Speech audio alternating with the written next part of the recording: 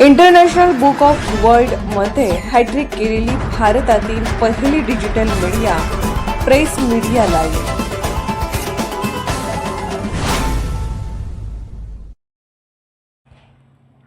इंस्टाग्रामचे किडे आणि रस्त्यावरचे स्पीड. इचलकरंजीत पोलीस आणि विद्यार्थ्यांना दाखवला शिस्तीचा आरसा. इचलकरंजीच्या दत्ताजीराव कदम कॉलेजात नुकताच एका अनोख्या संवाद सोहळ्याचा शंखनाद झाला.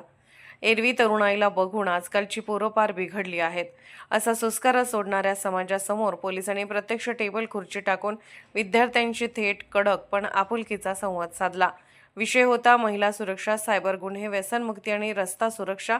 म्हणजे थोडक्यात सांगायचे तर आजच्या पिढीला रस्त्यावर आणि इंटरनेटच्या रस्त्यावर अपघातापासून वाचवण्याचा हा प्रामाणिक पोलीस प्रयत्न होता. महिला सहाय्यक कक्षाच्या स्वातीताई यादव यांनी सोशल मीडियाच्या आभासी दुनियेवर असा काही प्रकाशझोत टाकला की इंस्टाग्रामवर लाईकच्या मागे धावणारी पोरे क्षणभर थबकलीच.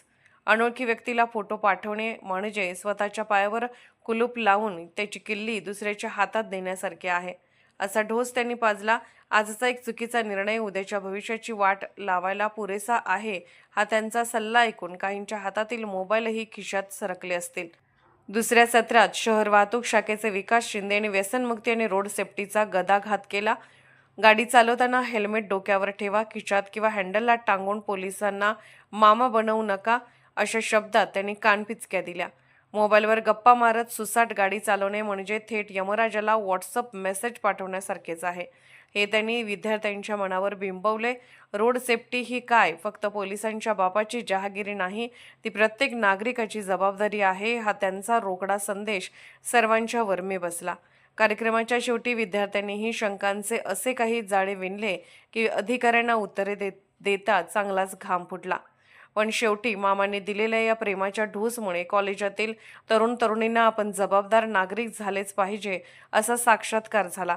प्राचार्य शंकर खाडे यांच्या छत्रछायेखाली आणि निर्भया पथकाच्या साक्षीने पार पडलेला हा सोहळा म्हणजे सुधारण्याचे धडे पण पोलिसांच्या स्टाईलने असाच म्हणावा लागेल. प्रेस मीडिया लाईव्हसाठी इचलकरंजी येथून गजानन शिरगावे. त्याच्यामुळे याच्यामध्ये तुम्ही हे समजून घेतलं पाहिजे की एखादा तुम्हाला फ्रेंड रिक्वेस्ट आली, एखाद्याने कम्युनिकेशन केलं तर ते व्हेरीफाय करा. त्याला नॉर्मल कॉल करून विचारा की बाबा हे जे अकाउंट आहे ते तुझंच आहे का, बरोबर. त्यानंतरच त्याच्याबरोबर संवाद साधायला सुरू करा. नाहीतर खूप मोठा दुर्घटना किंवा खूप मोठं तुमच्याबरोबर स्कॅम होऊ शकतो. ते सगळं टाळण्यासाठी तुम्ही ह्या सगळ्या गोष्टींचा विचार करा. आम्ही या ठिकाणी आलेलो आहे तुमच्याबरोबर संवाद साधायला आणि संवाद साधण्याची संधी दिली आपल्या व्यवस्थापनाने. त्याच्यामुळे मी त्यांचंही आभार आहे. तुम्हाला काही प्रश्न विचारायचे असतील तर नक्कीच विचारा.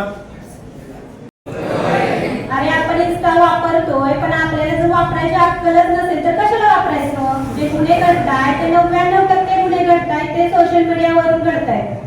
मोबाईल तर आपल्याला आलेलाच आहे, मोबाईल तुमच्याकडे आलाय, पण त्या मोबाईलचा वापर आपल्याला कसा केला पाहिजे. आता तुमचं जे वय आहे, तुम्ही आता 11-12वीचे विद्यार्थी आहेत ना, 11-12वीचे आहात, 18 वर्षाच्या आतले आहात, 18 वर्ष पूर्ण झालेले आहात. इंस्टावरून आपण रिक्वेस्ट वगैरे पाठवत असतो, फेसबुकवरून पाठवत असतो. सगळ्यात पहिला सुरुवात कशी होते बघा आपल्याकडे. आपण काय करतो व्हॉट्सअपवरून वगैरे सगळ्यात पहिला काय असतंय, हाय प्रिन्स, हाय प्रिन्सेस वरून सुरुवात कुठे होते, शेवट कशामध्ये होतो त्याचा, आरोपी आणि पीडिता. आमच्यापर्यंत येईपर्यंत कुठपर्यंत प्रवास आलेला असतो, आरोपी आणि पीडित. मूलभूत गरज पडलेली आहे. पहिल्या आपल्या मूलभूत गरजा काय होत्या, अन्न, वस्त्र, निवारा. आणि आता कोणती. प्रेस मीडिया लाईव्ह न्यूज चॅनलला लाईक करा, शेअर करा आणि सबस्क्राईब करा.